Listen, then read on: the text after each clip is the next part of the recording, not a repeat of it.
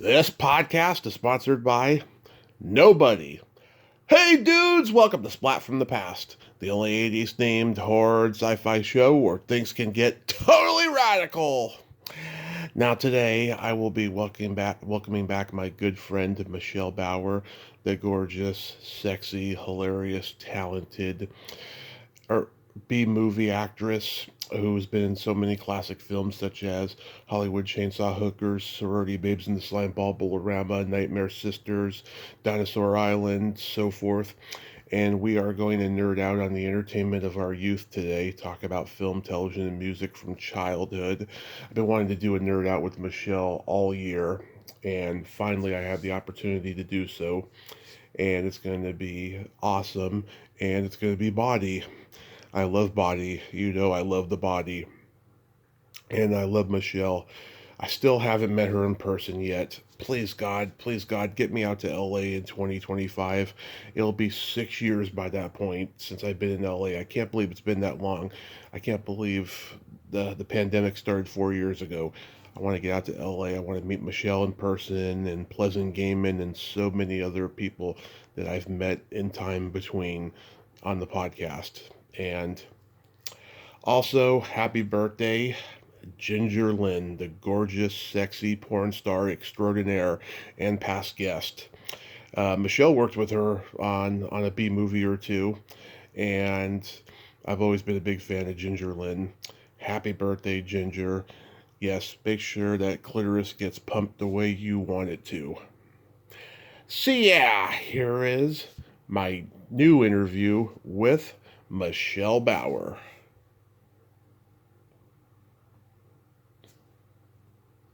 Wasn't I supposed to call you? No, I was supposed to call you. Oh, okay, because you gave me your number. You said call me on the landline. Oh, no. I said, I'll call you on the landline, and you said, okay. What's the number? So I thought you wanted it for assurance or something. Oh, no, then I was confused. I thought that you wanted me to call you. Anyway, hi, honey. How are you doing, love? I'm fine. How are you doing up there? You getting bunches of rain? Yeah, a little bit of rain, a little bit of what appears to be. It looks like it's snow, but it's not. But it's just ice cold, is what it is. Oh, like freezing rain? Yeah, freezing rain. Oh, my goodness. Well, it's only temporary, I guess. Yes. But I'm glad to be back here with you, and I know that everything I say won't have any offense taken, so I gotta love that. Yes. So going back in time, do you remember the first movie that impacted you as a child? Let's see. You know, there was this movie, and I don't even know what it was called. And there were these women being sacrificed. Huh. And I remember it. I was pretty. I don't even know why I was watching it. But it was black and white. Mm-hmm. And these women were like in what do you want to say? They weren't quite hula skirts. They're grass skirts. Mm-hmm. and blouses. Just kind of like a jungle type attire. Yeah. And they were being sacrificed and thrown into this huge fire. Yeah. And I didn't know why. I didn't know the premise of the story. I knew nothing, but it just alarmed me that they were being thrown into this big fire. These women. It was, no children or men or anything, but must have been some kind of virgin sacrifice. If I reflect back on it now, it probably is what it was about. But yeah, it kind of went, whoa. Wow, you don't know the name of it? No, nope. I just remember that smidget of it that I saw. It was just that a glimpse of it. Then I was probably pulled away saying, "What are you doing watching that?" I don't know. But I was pretty tiny. I remember being very young. Sounds like a Ted Mickles movie. Like Blood Orgy of the She-Devils or something. Yeah, something probably like that. Yep. Yeah, that was like 1970 or something. Yeah. Oh my God. Yeah. Back to the Future for me was the first movie that impacted me. My parents used to let me look at their yearbooks, and I always had that fantasy of going back in time and seeing Yeah, my parents in high school and finding out why they're so fucked up and why I'm so fucked up. You know. exactly. But not only that, but then there's the whole other side of it of learning that your parents are human. Exactly. On some level. Yeah. Exactly, and that and like I remember with the Wizard of Oz I saw not long after that, and I just became obsessed with the Wizard of Oz. And for what reason? It's just it's one of those movies, one of those special movies that holds up over generations. 85 Yeah. years this year since it came out, and it's crazy. It's just beautifully done, well produced. Everything, all the colors are pretty. Just it's a great movie. Yeah, I have to agree. It's something like you do say stands up over time. It's really 85 years. Yeah, 1939. Oh my gosh. Oh my gosh, yeah, and then you have the Tin Men and and they've tried doing plays and they've tried redoing it, but it's nothing will ever touch it, not ever. No. I'm kind of ashamed that they even tried to, redo it, whatever. It was just you can't touch it. Yeah, you can't. And it was the beginning of Technicolor and all of that stuff. It's just a well-made movie. What genre did you gravitate toward the most? Let me see. I think from there, I was really got into reading because at one point, a single mother of 4 children, we didn't have a TV. Hmm. So I really started. I started reading and getting into the Stephen King and Rod Serling, and I got into Mark Twain and all of that. But I think I mostly went, Fahrenheit 451. Oh yeah, Ray Bradbury. Ray Bradbury, yeah, I went heavy into him, and I think I went mostly science fiction. Yeah. And then after that, I started babysitting, Hmm. and I was up late, and I was watching this movie, Attack of the Mushroom People. Yes.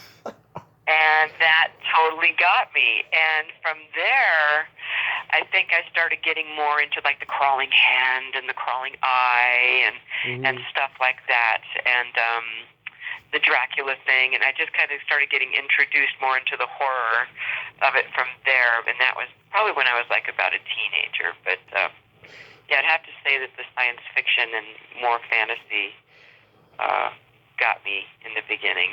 Yeah, the creature feature movies, which still play to this day. Yeah, Ray Harryhausen, Roger Corman. Yes. We lost him sadly recently. Oh my Yeah. God. His movies were like religion to me growing up. I loved Little Shop of Yeah. Horrors and Bucket of Blood and Rock and Roll High School and The Wild Angels, stuff like that. He was a legend in his own time. Yeah.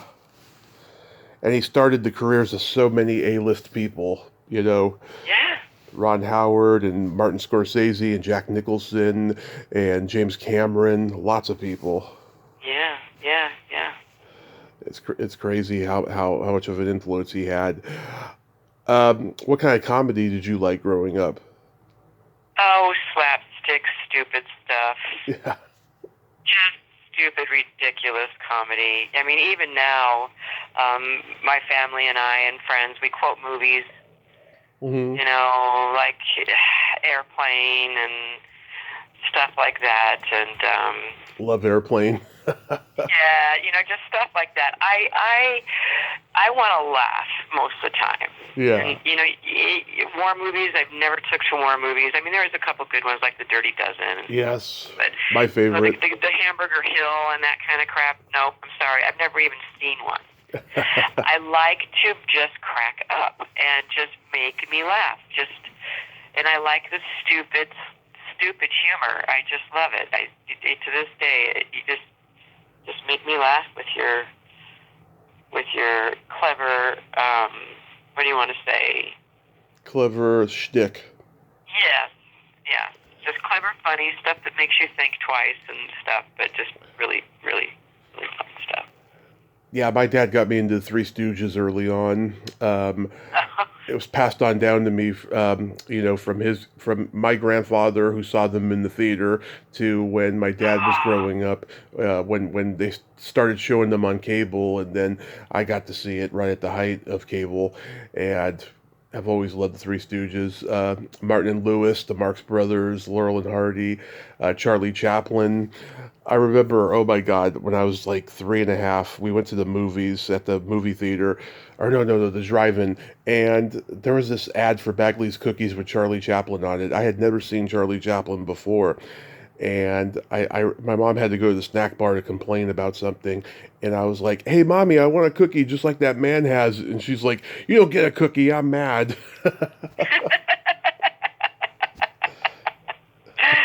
wow, that goes way back. Three Yeah. years old. Holy cow. Yeah, that was one of the last times they took me to drive-in for a few years because it got to a point where I was either falling asleep in the back seat or I was getting out of the car and knocking on windshields. A rambunctious little one, were you? Yeah, I like to watch.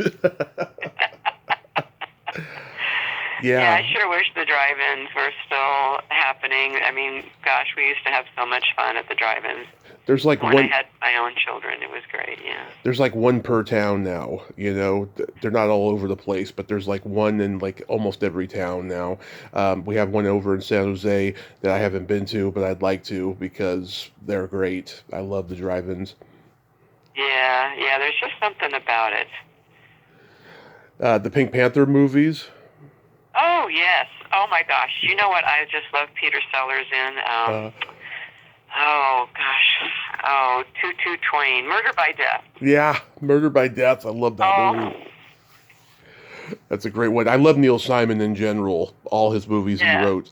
I love The Goodbye Girl and Biloxi Blues and The Sunshine Boys. What I love how, the guy wrote for comedians when he first started, and then he like gave all his characters like these Borscht Belt one-liners. They're just hilarious. Yes, yes. I love that. I love that so much. And then also the Mel Brooks whole thing, too, is just, oh, gosh, it gets me every time. I don't care, Yeah. which one of his movies I watch. There's always something in it for me. Yep, Blazing Saddles and History of the World Part 1 and Young Frankenstein and Yeah, and there was the one that was a sleeper. Oh, gosh, I have it. High Anxiety. It's where he is very rich, and he Oh, Mel Brooks. Life Stinks. Yes. Yeah. Ziggity zing bang boo, hot two, hot Hot two. Two, Hot Two. Yes. I just love that stuff. I do too. I think it's one of his best films. It's very underrated because it wasn't a parody. Yeah.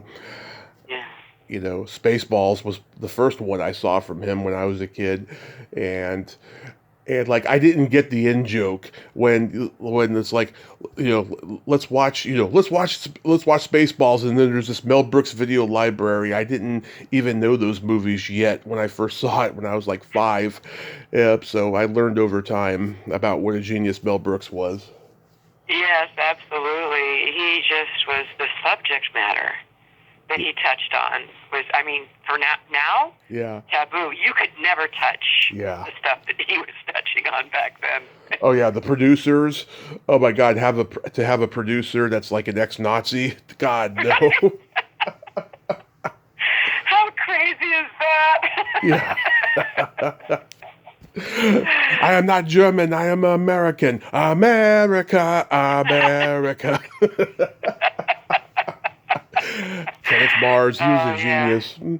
Kenneth Mars was great. I actually interviewed his daughter earlier this year. We were talking about that and just how hilarious he was. He did a comedy album where he was Henry Kissinger. Oh my goodness. Yeah, because David Fry was Nixon, and like everyone had to have their political album in the early 70s. Right. Wow. Robert That Klein. must have been a fantastic interview. Oh, it was. It was. She was very engaging and very interested. She was like, "Wow, you know all my father's work." I'm like, "Yeah, I do. I mean, he was great in everything he was in." You know. Were you into James Bond? Yeah. Roger Moore kind of bored me, but I Yeah. loved I just love the earlier ones with I agree. Oh gosh, Sean Connery. Sean Connery. I can't believe I didn't remember his name. Yeah, and then I didn't really much get into Pierce Brosnan, Me but neither. I did love. Oh my gosh, who is the James Bond who just died? The most current one. No, he died as James Bond. Daniel Craig. Daniel Craig. Yeah. I loved him. He was great. I think Sean Connery was my favorite of all of them. Mine too. I mean, Roger Moore was more like eye candy. You know, I like Live and Let Die and The Spy Who Loved Me. That Spy Who Loved Me is my favorite of the two. Him and Barbara Bach are in the car, and Caroline Munro's in the helicopter. You know, shooting at them and stuff, and she gives him that wave like, "I like you, nothing personal." Nothing personal. Right. This is business. So funny. I talked to Caroline last year about that. And what'd she say? Oh, she's like, yeah, everybody remembers that. Everybody loves that screenshot. Like when she goes to conventions, she has to have that screenshot, you know, in the 8x10s. Oh, good for her. Good for her. Oh, I would buy one. Yeah, I love it. Yeah. Heck yeah. Yeah, there was George Lazenby who did the on her Majesty's Secret Service. That one's sad because at that one, you know, James Bond's girl dies at the end. Yeah. You know, Diana Rigg, because like Telly Savalas and that mean woman, they like, you know, drive by and shoot her right after, you know, they got married. That was a sad ending. Yeah, no time for love, Dr. Jones. Yeah. You know? I'm a huge Indiana Jones fan too. Yeah, same here. Same here. I was surprised when they put Sean Connery in as his father. Yeah. It was great. It was great. Yeah, well, it's funny because Spielberg wanted to do a James Bond movie, and George Lucas said, no, let's come up with something original for you to do as far as action adventure goes, and that's where Indiana Jones came from. I would have loved to have seen a Spielberg James Bond. Oh, and a Tarantino one too. He was lined up to do one too. Even better. Oh yeah. Yeah. Oh boy, that'd be great. Make that happen. It's sad that neither one of them have come to fruition with it. You know, some people say that the Austin Powers movies like changed the Bond franchise because after all that humor, like there's really nothing you can do now. Yeah, I suppose. But I think Tarantino and Spielberg both could put a huge twist on it, though. Mm-hmm. No, they're both iconic in their own right, and I would love to see. Oh my goodness, I'd love to see a Tarantino James Bond. Oh, that would be great. Oh, something just came to mind. I interviewed Veronica Carlson years ago. You know, who did all the Hammer horror movies.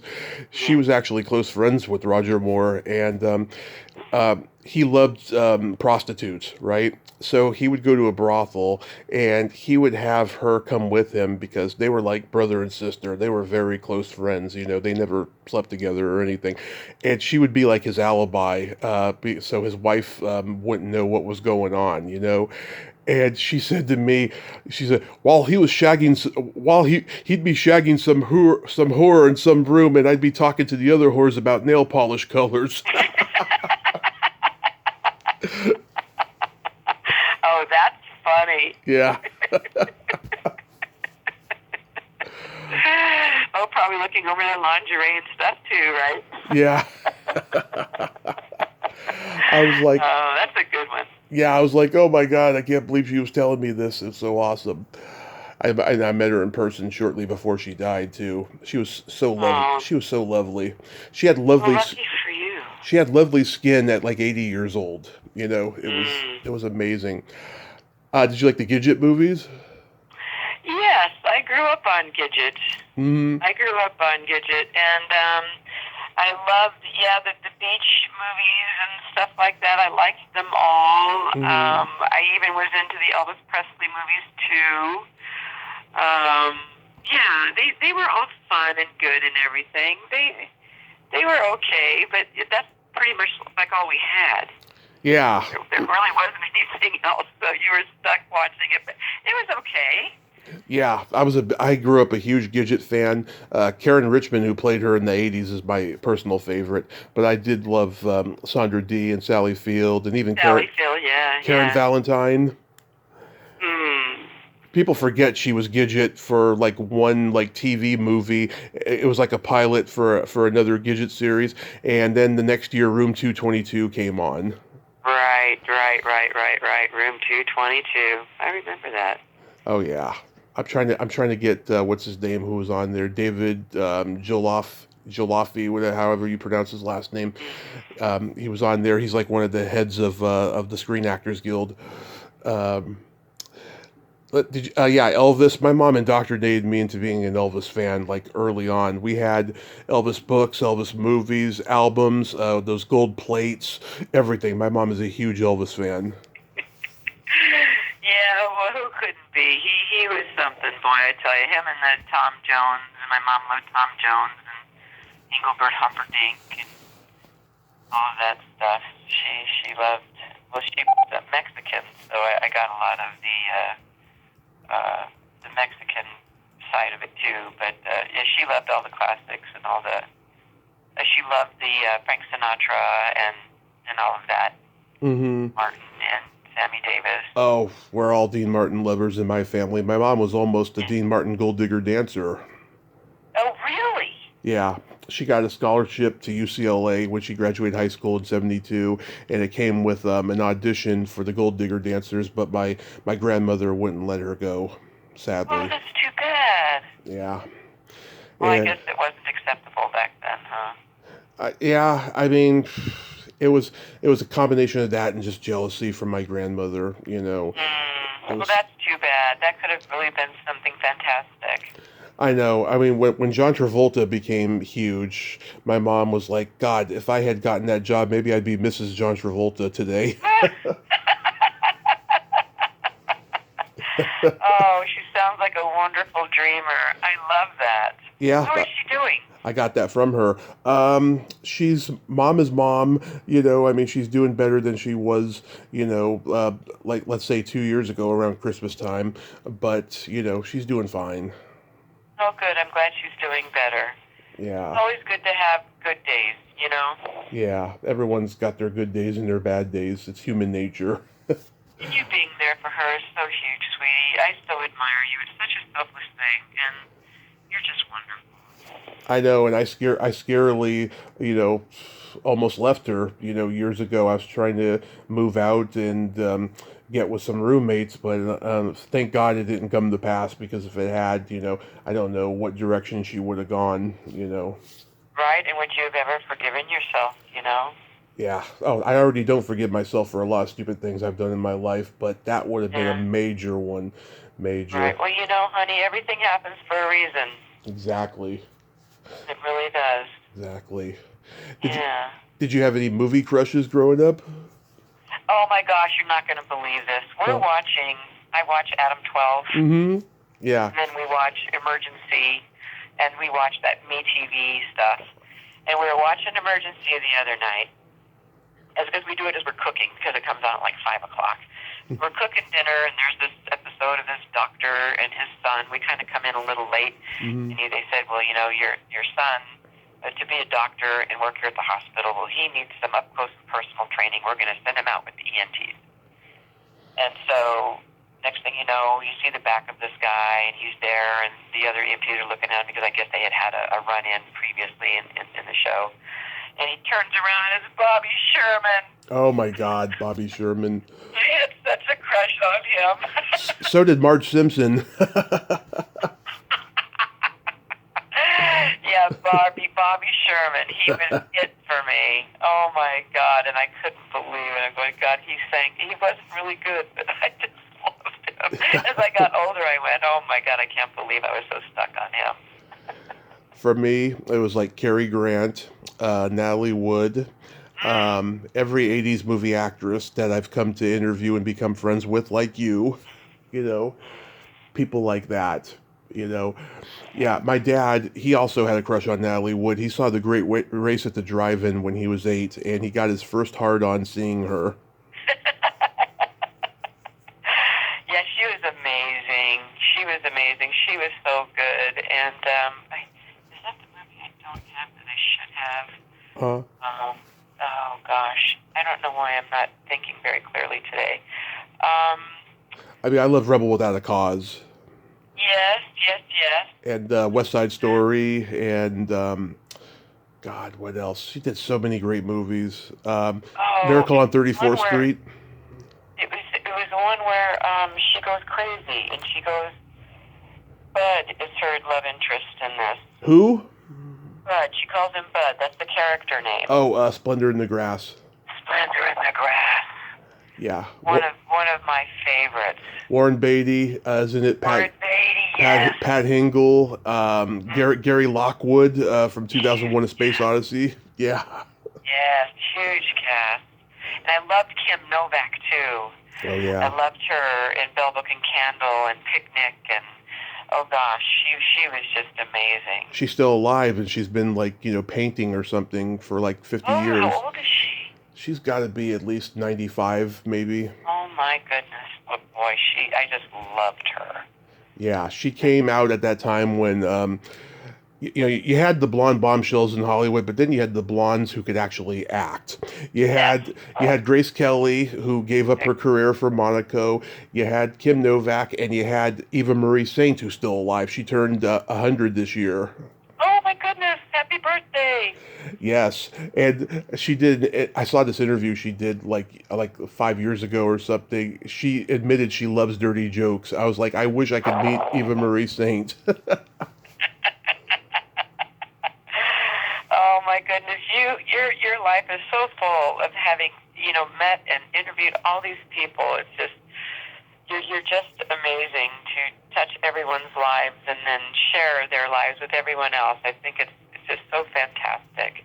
Yeah. How fortunate you are. Don't you feel so fortunate? I do feel fortunate every day, but it's also, it comes with a lot of responsibility and stress too, Yeah. But I'm grateful every day, and I'm looking forward to 2025 with all the stuff I got coming up. And I got some good ones coming up in the next week that I'm excited about. Like, getting into television, Paul Peterson from the Donna Reed Show is coming on, and I met him when I was 7 years old. It was at a shopping mall. He was signing autographs. They used to have this thing. All the sitcoms that were on Nick at Night in the late '80s, they used to have this thing called autographs with the Nick at Night stars. And like Paul Peterson happened to be there on a day that me and my mom was at the mall, so we went and met him. And now I'm going to have him on the podcast. Did you get an autograph? We each got one, and sadly we lost them. Oh, for shame, huh? Yeah. Oh, that's never going to happen again. I have a whole scrapbook now. Yeah, right? Yeah. Yes. Just like my mom met the Beatles when she was 10, and my uncle accidentally threw out that autograph. Oh, no! Oh, heartbreak. Yeah. Oh, my God. Do you remember seeing the Beatles on Ed Sullivan? Yes. Are you kidding? Everybody does. No matter how old they were, they remember it because it was so memorable. Right. Yeah. God, the whole world, I think, watched that. That was, because they didn't do very many appearances. No. Yeah, that was a moment in time to be relished forever. Yeah, the comedy team that went on after, I interviewed them a few years ago, Charlie Brill and Mitzi McCall, and Mitzi died this summer, and they told me a funny story. Oh my God. So they're at the Coca-Cola machine backstage before the show, and John Lennon obviously saw them, so he knocked on their door a few minutes later, and he's like, "Excuse me, I'll need a Coke for Ringo." And they didn't know who Ringo was. They didn't know the names of any of the Beatles. All they knew was that the Beatles were these four kids driving all the American kids crazy. That's all they knew, right? So Mitzi's like, "A Coke for Ringo? What's that, a Jewish holiday we don't know about?" Oh, no! I love that story. Oh, that's hilarious. Yeah. Love that. Oh, my gosh. Yeah, remember the Elvis 68 comeback special? Oh, I don't remember that.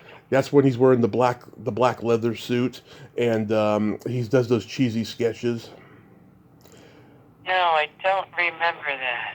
It was huge. Yeah, it got so huge that HBO used to play it in the 80s. And I interviewed the belly dancer that was in it. And she said that she had this jewel in her belly button and it was always falling out. And it got to a point where Elvis was teasing her about it. And he started singing this song, "Oh, Tanya, my belly, my belly."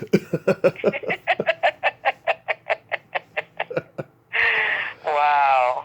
Wow. That's personal. Isn't that nice? Yeah. It was taboo in those days to show belly buttons on TV. Like I Dream of Jeannie, they had a no belly button policy, and then Gene Roddenberry broke that policy on Star Trek. He had Barbara Luna and Nichelle Nichols show theirs, and Barbara Luna told me about it. And then in '73, Marion Hartley did a pilot with Gene Roddenberry called Genesis 2, where she had two belly buttons. Hey, I like that. Yeah. Were they above and below or side by side? They were above and below, and you can't even tell which one's the real one. They're so uncannily realistic looking. And I've heard Marion Hartley say that her husband was turned on by it. Oh, that's funny. It's very funny. Well, good thing about belly buttons, is that you've got plenty of fingers to fulfill however many you would have. Yeah. What sitcoms did you watch growing up? You like Munsters, Abbs Family, Get Smart? Oh, yes. Oh, let's see. Well, those were the sitcoms. I remember watching Land of the Giants, Oh, and, of course, Gilligan's Island, and,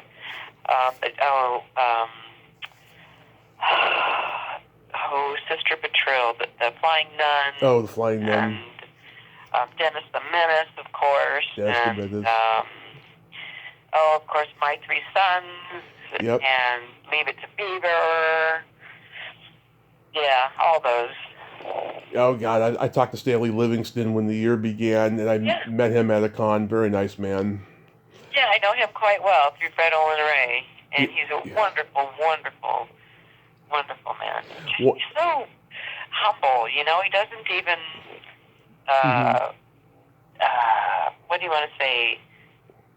It's like he was never famous, Exactly. Yeah, he's a very humble guy, and he can talk. I'll tell you. Yeah, he can talk. He certainly can.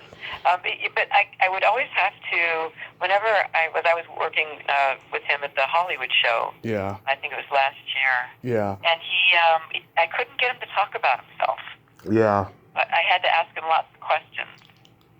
But then I finally found out, that he had just moved and he was getting involved in doing some other things. You knew Steve Barquette, right? Oh yes, and Yeah. I miss him so much. When I told Stanley at the convention that I got to interview Steve before he passed, he got very emotional and sad, and we talked about him for a little bit, and we talked about him on the podcast, of course, and his daughter contacted me recently and asked me if the interview can be included on one of the Blu-ray extras for one of his movies that's going to be coming out on Blu-ray, and I said, go ahead. I said, absolutely, go ahead, free of charge. See all the good you're doing. Matter of fact, I was just doing a thing with Richard Gabby yesterday, and Yeah. it was like an interview. He's got this talk show kind of thing going on. Yeah. On like a Johnny Carson set up in his living room. Yeah. But anyway, he was showing clips of Dinosaur Island, and there you had Steve Barquette, Mm-hmm. and then you had Nikki Fritz, Ross Hagen, and then you had Peter Spellos, all gone. Love Peter. Yeah, that was All sad. of them gone. It was just awful and sad to be watching clips of this movie and going, oh my goodness, we've lost so many. Yeah. You know? Too young. Too young. Yeah. Did you like Batman? Of course. Yeah, Who Batman. was your favorite villain? Oh my God, that's a tough one. Maybe Cliff Robertson as Shame. Come back, Shame. Yeah. Now, who was it who played Two-Face? Two-Face. Well, okay, so Tommy Lee Jones was Two-Faced in Batman Forever, right? Right, but no, in the series. Oh, well, it never happened, but guess who was lined up to play Two-Face before the show was canceled? Who? Clint Eastwood. Yes. Yes. Do At you that, think he could have pulled that off? I think he could have. Now, at that point, right, he wasn't a huge box office star yet. He had done the spaghetti westerns. I think he was about to Right. do Hang 'em High, or he had, but he didn't have the movie cachet yet. So he was still keeping the TV option open. But the show got canceled before he could play Two-Face, but he was lined up to do it. Oh, how about that? How about that? The Riddler, I think, was pretty darn good. Mm-hmm. Yeah, Yeah. Frank Gorshin. Yeah, he was funny. Yeah, he was like so over the top. He was great. Yeah. Yeah. I also was a huge Monkees fan. Yeah. I had a crush on Davey when I was growing up, and I got to see the Monkees at Candlestick Park when I was 14. Is that right? Yeah, We had at Chiller. I was attending Chiller one year, and you had I'm sure Mickey was there. well, he was there later, and I was so sad that I missed him because he was my favorite. But it was, oh my gosh, who was the guy who wore the beanie? Oh, Michael Nesmith. Yes. He was there, and he was charging like $85 Yeah, for his photo. And then by the time you had a signature, you're walking away with having spent well over $100. And I was so disappointed in him for that. But I guess yeah. you got to do what you got to do. Oh yeah, guys do that. Mark Hamill charges like $200. Can you believe that? What is that? Yeah, Come on. yeah. Well. Guess what? He doesn't get invited to them often because of it. Yeah, yeah. Yeah, I could see that because it's all about the fans. If it weren't for them, they wouldn't be there. So why are you trying to, break the bank on them, and I get it. I mean, yeah, you give the con a percentage of what you make, and you give your agent or whoever books you 10%. Mm-hmm. But it's just like, that's just insane. You could still do that with charging, 30 or $40 at least. Easily, especially if you have a line a mile long all day long every day. Yeah. You could easily do that. That's absolutely true. I know if you have a line a mile long like Kane Hodder or what's his name who just died, Tony Todd. Oh God, I never got to meet Tony because his line was all the way into the parking lot. Yeah, I mean you can easily make that amount of money with like 30 or $40 to charge, but just 85 to 200, that is criminal. It is. I think it's a shame. So I bet you watched Candid Camera growing up and didn't think you would ever be in the X-rated version of it. Did you believe that? I watched Candid Camera all the time, and when I got the opportunity to do that, Mm-hmm. I was tickled to death. Yeah. Yes, he was so much fun. He was just like like a kid in the candy store. He loved doing it on every level, on every situation, and we got along so well because I just, was willing to do whatever he asked me to do. Oh yeah, you're game for anything. I am, and I was, and it was great, and we worked so well together. Yeah, that was a huge opportunity for me. I heard him and Art Linkletter were far from innocent. Oh, really? Yeah, all these like old hosts of shows, they presented themselves in a wholesome way, but behind the scenes they were far from innocent. Dick Clark was another. Dick Clark had a temper backstage. I've heard stories of him wanting to pull Andrew Dice Clay off of the MTV Music Awards because he's doing his nursery rhymes and shit. He had people holding him backstage to do it. He had a temper, Dick Clark. Oh, wow. He seems so angelic, though, too, doesn't he? I mean, yeah. Wow. Wow. You know who I heard was a real ladies' man? Who? Was Don Knotts. Oh, yeah. I've talked to his daughter, and yeah, I mean, he wasn't the best-looking guy, of course, but, he was a gentleman, and, all the ladies loved him. Yeah, he was a real ladies' man. I was so surprised to hear that.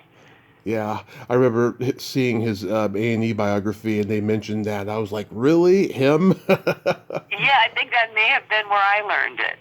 And I couldn't believe it, because he just, his whole persona, it didn't even, I don't know if it was so much that he wasn't attractive, but I couldn't ever imagine with all the movies and series things that he did that he would have that gentle, romantic, look you in the eye and sweep you off your feet kind of guy. He just didn't strike me he could even be that, but I guess he was.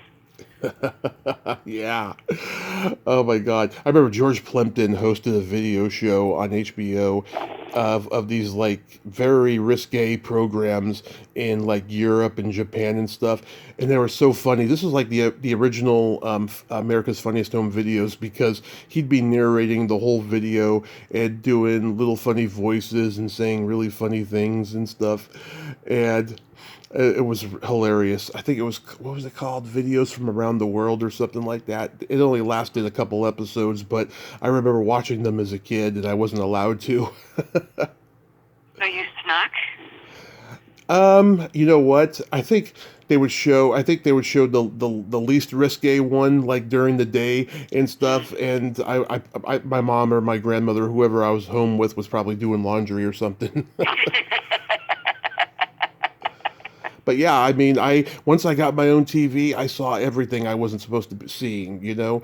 I mean, Of course. it started a little bit before that, you know, watching certain movies when my parents were asleep in the living room, because that's all we had. I only had a TV and a VCR in the living room for the first like 6 or 7 years, and then I had my own TV and VCR after that. Oh, and then look out. Yeah, that's when USA Up All Night came into my life and Oh, okay. all that stuff. Yeah. Yeah. Wow. Did you like Flipper? Yeah, it was okay. I think I would watch that when nothing else was on. You know who created that show? The underwater creature from the Black Lagoon, Rico Browning. Really? Yeah. I talked to him before he passed, and I met him in person. And, oh my God, he also created Gentle Ben. Right. I didn't care much for Gentle Ben. Yeah, he was friends with Burt Reynolds in those days. He put Burt on both of those shows because he had trouble getting work after Gunsmoke, you know, before he became a huge movie star. And then when Burt became huge, their friendship ended sadly. But they were like, you know, they both played football for the same college, but Rico was like a little bit older than him. But they bonded that way, you know, meeting each other, because Burt was bi-coastal. He'd go back and forth from doing productions in Hollywood and Florida, where he's from, you know. How about that? Well, I loved Lassie. Lassie, John Provost is a friend. Mm-hmm. Yeah. Yeah, Lassie was good. I liked Lassie. Did you watch The Time Tunnel? What was the time limit? Was that with a big circular Yes. thing that they would jump in? Yeah, I used to watch that a lot. Yeah, that used to play after Batman when I was a kid on our local UHF station, Coffee 20, and I never wanted to watch it. I wanted to see more Batman as a kid. But yeah, I liked it when they would jump in, you know, into the swirling thing and yeah, go back into time. James Darren was a star. He died like a couple of months ago. Oh, that's too bad. Yeah, he was he was a hottie. Oh, was he? Yeah, he was wasn't he was he Moondoggy and Gidget? I think he was. Yeah. Yeah, he was Moondoggy, and Cliff Robertson was the Big Kahuna. Yeah, that was a good one. Lost in Space. They actually filmed next door to each other. Time Tunnel and Lost in Space and Batman and Green Hornet were all on the 20th Century Fox lot. Yeah. Oh, how about that? Yeah, I loved Lost in Space. And I loved the movie they did with William Hurt, too. That was pretty good. I didn't see it, but I remember when it came out, though. Yeah. And then didn't they do a series on Netflix or something? I don't know, maybe. I think I may have touched on that, but they're coming out on reboots of anything that's popular from the past, you know. Yeah. Think of anything new. I don't know why. It's sad. Twilight Zone, of course, you mentioned Rod Serling. Yes. My favorite episode. I still watch that. Of course, you gotta, you know, the Talking Tina episode. Yes. Yeah, that Twilight Zone and Alfred Hitchcock. I just love black and white. The Outer Limits. Yeah, absolutely, 100%. Yep. Yeah, Hitchcock Presents was great. It wasn't like those other shows, but like it was good. It was good, and it was interesting to see him on camera every week. Mhm, mhm. Yeah, I just I miss the um, the way that they would take you into another world without having to overwhelm you with all these computer graphics and things. Right. It was just so simply done. Give me just a good movie with some great acting anytime over half the crap that's out there Yeah. now. Exactly.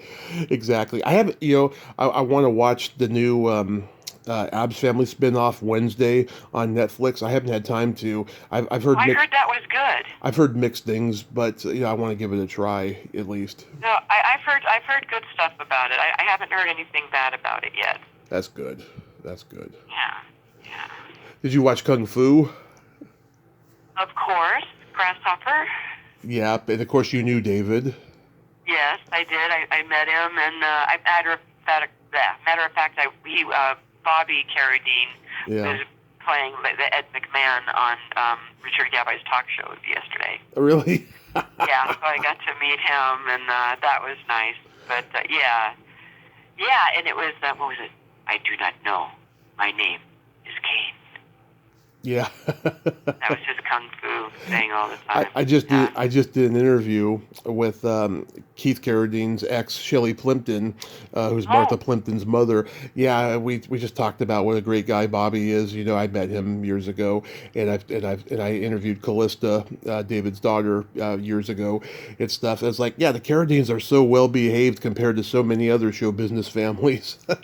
yeah, you'd have to say so. Oh, what was the movie? Okay, The Long Riders. Yeah, love that movie. Now, what all brothers were in that? You had the Keaches and the Carradines, correct? The Keaches, the Carradines, the Quades, and the Guests. Yes! Oh my God! You know what? What? If I have that, I have got to watch it. I was thinking about that the other night, Yeah. and I'm thinking I've got to watch The Long Riders. That was so good. Yeah, I And they had read. the slow motion when the bullet would fire. Yeah. Originally, they were going to add the Pinkerton brothers in the script, and Jeff and Bo Bridges were going to play them. Oh, that would have been great. But then they took them out because Jeff went to go do Heaven's Gate, which was a huge flop western, But Yeah. it would have been interesting to see them. But yeah, it's a great movie overall. Yeah, I love it when they get the brothers together like that. I just think it was just a fantastic idea. Yeah. Yeah, that's a great movie, The Long Riders. I'm gonna see if I can do an anniversary interview for it next year. It's on my list of 1980 movies, for the 45th anniversary that I do every year. Oh, God, you're saying these years, Tommy. Come on, 85 years, 45 years. We're starting to feel ancient. I know, but just God, it's timeless. The work is timeless. Yes, it is. Yeah. Did you watch the Christmas specials that were animated, like Mr. Magoo's Christmas Carol and How the Grinch Stole Christmas? What I liked the most was Charlie Brown? no. What were the ones? Rudolph the Red-Nosed Reindeer. Rankin Bass. Yeah, the Rankin Bass ones. Yes. I loved those. The others, I didn't really care much for, but I loved, oh, shoot. And who narrated them? Oh, Burl Ives. Yes! Yes. And the abominable snowman, he hated anything to do with Christmas. Yes. I just loved those. Those I really liked a lot that I would watch with my daughter when she was young. Yeah, I have an uncle who died about 5 years before I was born, and my brother's 9 years older than me. He got him into The Year Without a Santa Claus, and my mom got that movie for me when I was a kid, and it was kind of sad for me because I never got to meet my Uncle George, and just it's hard for me to really get into it, knowing that it was a bond between him and my brother. Yeah.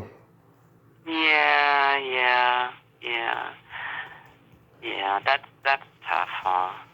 Yeah, but yeah, I did a deep dive of the history of Christmas on TV the other day, and it just seemed like as Christmas got so consumeristic, sitcoms started becoming like let's teach them the true meaning of Christmas, but also sell Coca-Cola and all these other products that are pushing Christmas along. Right? Exactly. Exactly. I love the Santa Claus was that Natalie Wood, where she was the young Yes. girl and her mother doesn't live. Oh, Miracle on 34th Street. Miracle on 34th Street. I love that. That's my favorite. I watch it every Christmas season. It's on my list to Yeah. watch this week coming up. I love it so much. And I talked to somebody from the remake. I like the remake, but it's not the original. Oh, I don't think I've ever seen the remake. Yeah, Who's John in it? Elizabeth Perkins, the little girl from Mrs. Doubtfire plays Natalie Wood's role, and Richard Attenborough plays Santa Claus, and John Hughes wrote it and produced it. Oh, and it was good, you say, huh? It's good. It's not the original though, but it is good. Mm-hmm. Yeah, it came out in '94. Interesting. So getting into music, do you remember the first album you were ever given or you bought with your own money? Well, now, it must have been a 45. We had a drugstore here in Simi Valley in the neighborhood that I lived, and we would go collect Coke bottles Nice. in the fields, and we would go cash them in, and we would go to the local pharmacy. It was called Tapo Pharmacy, and we'd walk in and we'd buy 45s. I think my first album that I ever bought was the Eagles' first album. Oh, I love it. Yeah, but the 45s, I think we were listening to, oh my gosh, I'm trying to think of who it was that we were, because they would sell the 45s as singles and you'd flip through them. Yeah. Oh, we had a 45 that I don't know. My dad got this when he was a kid, and someone gave it to him of Chuck Berry's "Johnny Be Good" and "Round and Round" on the A side. Nice. On the B side. Very nice. Yeah, I had it very for nice. I had it for years. I can't find it. It's wrapped up in cellophane, but it's all scratchy. Like I couldn't play it now if I could. Oh, but it's still to have as an endearment, though. That's great. Yeah, as a collector's item. Yeah, I had to go online. What was it we got? We got something, and we needed to buy the little round thing that goes in. The turntable? No, the little disc that goes inside the record to be able to play it on a turntable. CD? No, it's the little round thing. Like if you had a 45 and you wanted to play it on an LP turntable, you had to get that little disc that fit right in the middle. A needle. To be able to slip it over the little post that would hold it, and that the record would turn it. And it was it's a circular thing that snaps in to the middle of the record. You stumped me there. I can't think of it. Of the 45. I can't We think. just had to go online and buy one, and we go, what is that called? What is that thing called? And we ended up getting one so we could play something, and I forgot what it was. We just recently ordered one and got it. Yeah, there's a name for it. It's an insert, so you can play 45s on a turntable. Interesting. Yeah, I mean, my parents had a big box of vinyl records when I was a kid. They had everything from the Beach Boys to the Beatles and the Stones, Carole King's Tapestry, Fleetwood Mac's Rumors, Rod Stewart, lots of great stuff. Captain Beefheart. Who? Captain Beefheart. He was Frank Zappa's buddy, and he did all these weird like poem songs. Okay. No, I had never heard of him. Well, that would be interesting listening. Yeah, he was like playing blues and jazz and just reciting these weird poems and stuff. It was like Jim Morrison but less dark, just weird is what it was. Yeah, what was it? Frank Zappa once said something about without deviating from the norm. What was his quote? Something about you have to deviate from the norm in order to move on to make progress. Yeah. I'm sure he said it. He was always talking deep like that. The guy claimed to never drink or do drugs, but yet he acted like he did. Yes, he did. Yes, he did. But he, he was pretty successful, although his Dweezil and Moon Unit, his children, I can't believe he stuck them with those names. Moon, she just came out with a memoir. I'm trying to get her on. She's been telling me for years that she's going to come on, but hasn't yet. But hopefully next year, I'll make it happen. Well, And persistence, you know? yeah, I'd actually like to nerd out with her like you and I are doing right now. I think that would be fun, because her life and career is so well documented. I had Carney Wilson on last week, and we nerded out like this, and she was pleased. She was having fun. I'll tell you. Yeah, wouldn't it be great to get her on there, because she probably has some wonderful insights and ideas and things that would be fantastic to hear. A lot of good stuff. Yeah. Yeah, I mean, imagine how her life was impacted by her father's influence. I mean, Oh yeah. She talks about it in the book, all the weird stuff she saw, I mean, there was no boundaries in the house. Every time she turned around, her dad was getting a blowjob from a woman who wasn't her mother. oh my God. Yeah. She And that's just the tip of the iceberg, I'm sure. Yeah. No pun intended. Yeah. Do you remember your first concert? Oh, it was Kiss. Oh, what was it, the first tour or something? Oh, I don't know. Oh, no, you know what? It may have been Aerosmith. I think when I was like 18 in San Diego. I saw them in '02. Yeah, and then I think Kiss was my next one. I always wanted to Yeah. see Kiss, but their concert tickets got way expensive as time went on, and their meet and greets are like 20 grand, I heard. Concert tickets are so expensive now. So many bands I want to go see. Yeah. Can't, because they just want too much money. Yeah, and there's no more record industry, so that's how they make their money now. Right. So, like, we wanted to see U2 in Las Vegas, and just nosebleed seats were $500 each. Yeah, that's why I stopped going to concerts after 2017. I was just like, God, this is just insane. Yeah. I got to see some great concerts after I got out of the hospital from my accident, though. I saw Rush on their farewell tour. That was great. Joe Walsh and Bad Company. I saw The Who with just Roger and Pete. That was great. Oh, did they do a lot of acoustic, or? No, it was strictly electric, Oh, okay, cool. It was great. Yeah, I mean, I've seen Steppenwolf, I've seen Alice Cooper, I've seen a lot of great bands. Yeah, they are great. Alice Cooper was good. We used to, we went on like 5 of these Rock Legends cruises, Mm-hmm. and they go out of Florida, and they'll go to the Bahamas, or they'll go to Mexico, but they have 64 concerts over 4 days. Yeah. And all you do is just go from concert to concert. You forget to eat. You have to go to sleep. They have the day of the week that it is in the elevator, so you just know what time of day is or what day it is. But I saw Alice Cooper on that. And the thing is that the cruise ship only holds like 3,500 people, and they have concerts on deck, and they have 3 different theaters, and they also have other like lounges, and so you're talking just concerts throughout the ship constantly for 4 days. And it doesn't stop. And I just saw so many. I saw Greg Allman before he died. Oh. It was just, we saw, Molly Hatchet before the lead singer there died. Oh. Bad Company was on there. And we get a lot of artists that will play the music of the band that they were with. So we had a guy with the Eagles, and you had like the saxophonist from the Stones, and you had, I could just go on and on and on, but I'm telling you, if you love that stuff, the Rock Legends Cruise, it goes every February.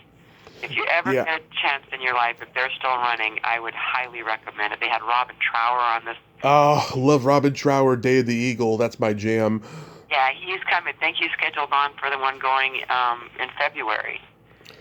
Wow. Yeah, I listened to the Eddie Trunk radio show, and he does the 80s hair metal cruises. They're popular now. I mean, they get everybody to come on, including like cover bands of bands that are not showing up and stuff. I mean, it's huge. Yeah, yeah. But the beauty of the Rock Legends Cruise is that they're not cover bands. You have original members. And you Yeah. know who I never really liked, but who I fell in love with? Who? Was Sammy Hagar. I like Sammy. Never really liked him. He was okay, you know, and then, you know, when he went and started getting, The best Van Halen is Dave. I will say that. Yeah. That first album, oh my God. Oh. That album is religion to me, that first Van Halen album. Oh, yeah. Oh, and poor Eddie, huh? Yeah. God. What a shame. And Alex has a book out right now. And like he says the worst thing that ever happened to the band was Dave leaving, and he's mad at Sammy right now.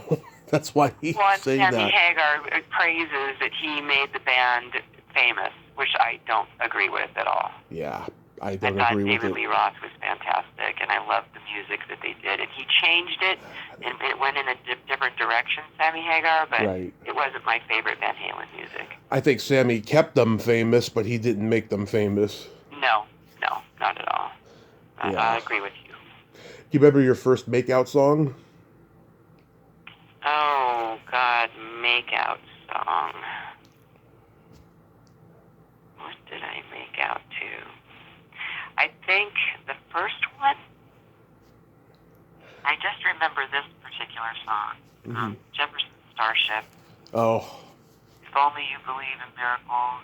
Oh yeah, my mom loves that song. Yeah, I think I was making out with some guy listening to that song. I'm sure it wasn't the first make-out. Sure it wasn't. Mine that was the one that I remember most of the time when I was making out, that song when I was making out one time. Yeah. Mine was Janet Jackson's Love Will Never Do Without You. And Oh. I think I told you before about my first finger bang. That's when that happened. Yeah, that's right. I remember. Why did you share that with me? Oh, Tommy. Oh, yeah, I adore you. Oh, thank you, love. Yeah, I wanted to tell you, last November, I had my first threesome in over a decade. Really? Yeah. This girl... Was it you and two women? It was a couple. So, like, this girl, I've known her since we were in kindergarten. She came on the podcast, and she told me privately that her and her new boyfriend were in the lifestyle.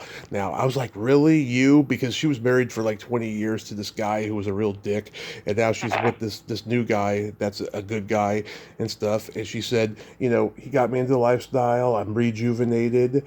And, I was wondering, when we come to California for Thanksgiving, you want to have a threesome with us. And I was reluctant because, both my knees are fucked up from my accident, and stuff. Right. And I was like, I don't know if I can. And she's like, say no more. We know what we're doing. So we were on the bed the entire time. I was in the middle, just turning over. There was a lot of oral, lots of heavy petting. It was fantastic. Sounds very intimate. It was As fun. you wouldn't think that it would be. It sounds super intimate. Wow, good for you. Yeah, it was fun. It was fun. I see you've been doing a lot of cons this year and stuff. Well, yeah, things have picked up, but I don't know. I'm just along for the ride at this point. Yeah. If it comes along, I'm there, but I'm not out looking for it. Yeah.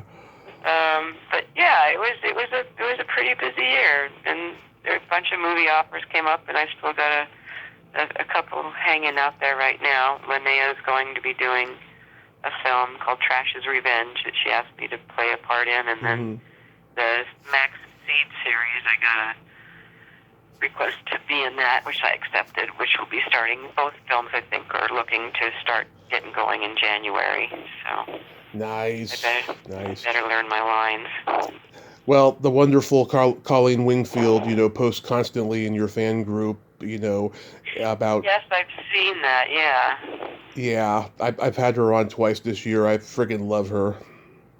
Yeah, I didn't even realize that until just recently that she had a page.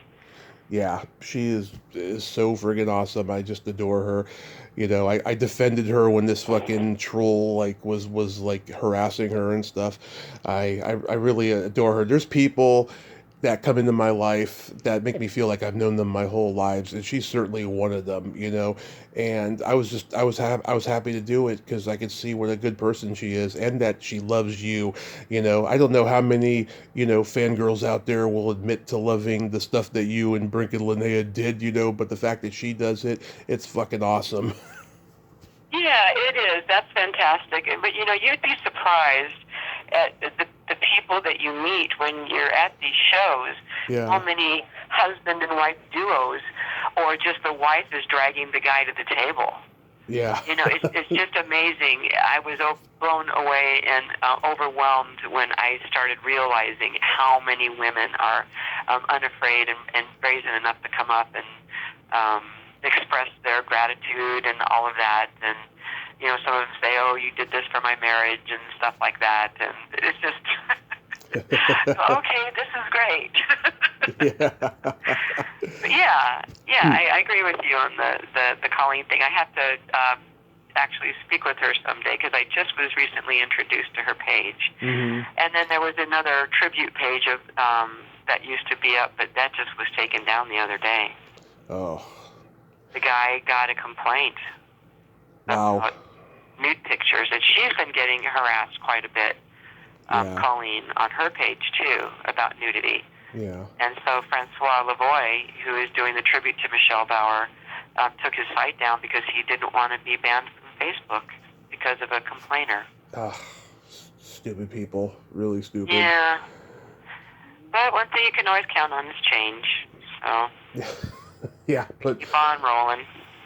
Yeah, but she is awesome, and I'm curious. Do you have anything like upcoming, like as far as cons go?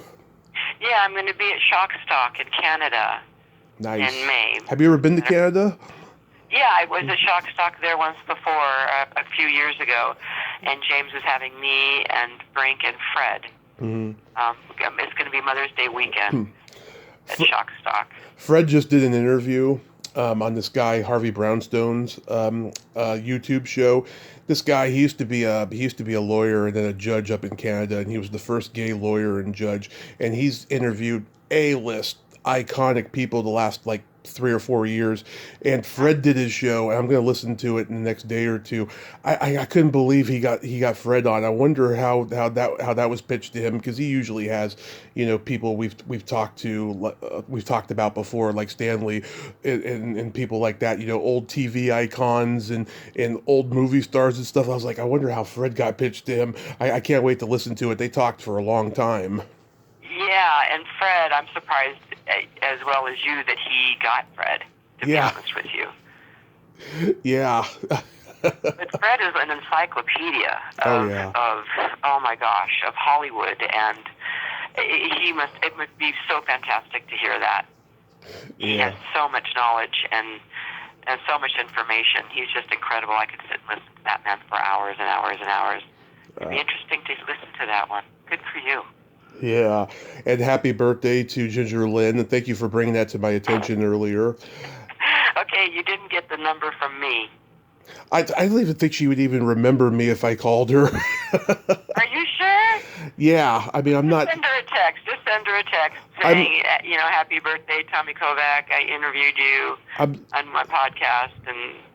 I'm self-aware enough to know that not everybody's going to remember me. Oh, that's not true. I do have her email. I mean, I can send her like a happy birthday email, and then she would register it. Oh yeah, because she could see the previous emails, Yeah, maybe. Yeah. You could, and I willfully gave that to you because I would think that she would remember you. But if you would feel not right about texting her, then I would. I appreciate it.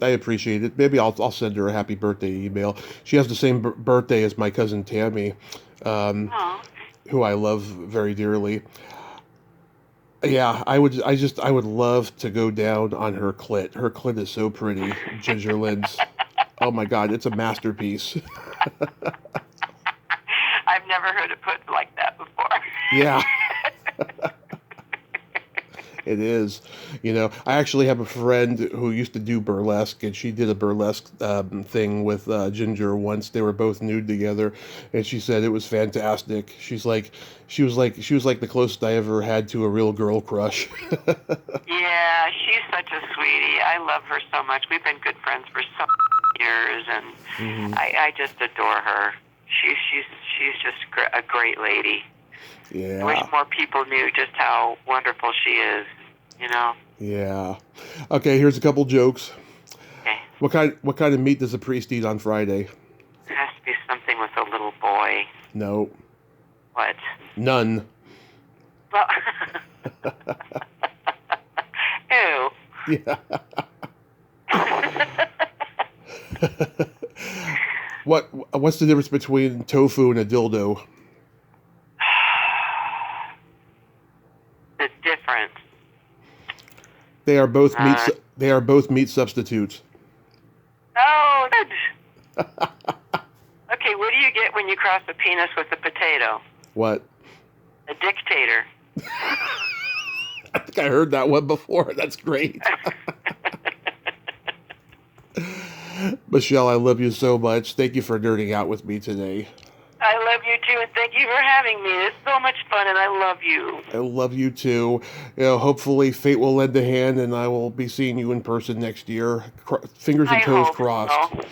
I've That been waiting years, sweetie. I know you have. That the Christmas card you sent me was very pretty. Thank you for that. Oh, and thank you for your card as well. I think we'll keep it phone calls and then in-personal meetings, hopefully someday. Okay. Merry Christmas and Merry Christmas. Happy New Year, and be safe. Same to you. Take care. Take care. Bye-bye. Bye-bye.